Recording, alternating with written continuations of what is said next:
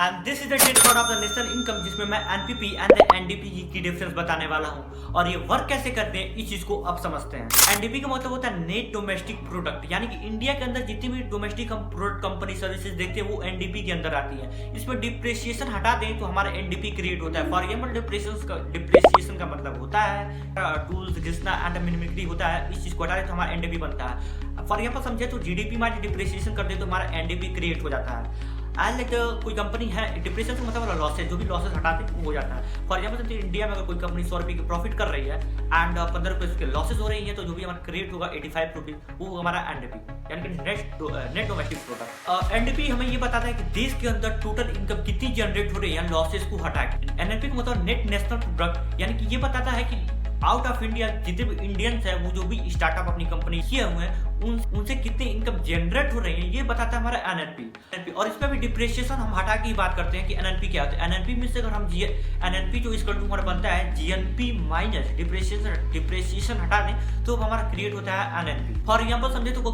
कोई कंपनी और 120 rupees create कर रही है आउट ऑफ इंडिया, यानी कि हमारी इंडियन कंपनी कोई out of India 120 rupees create कर रही है और उसमें से 15 रुपीज लॉसेज हो जा रही है, इनकी डिप्रिसिएशन हो जा रही है, तो हमारा जो हमारा एनएनपी क्रिएट होगा वो क्रिएट होगा 105 रुपीज का। एंड ऐसे डिफरेंस की हमें बताता है कि इंडियंस आउट ऑफ इंडिया कितनी कंपनियां स्टेब्लिश कर चुके हैं और वो कितने इनकम जनरेट कर रहे हैं। सो मैंने 3 वीडियोस में पूरी नेशनल इनकम को क्रिएट कर दिया है। शॉर्ट टर्म में जो मैंने भी ओवरव्यू दिया, आपको बहुत अच्छे से इसको समझ जाना चाहिए कि नेशनल इनकम क्या होता है। So follow me for more videos and do subscribe my YouTube channel.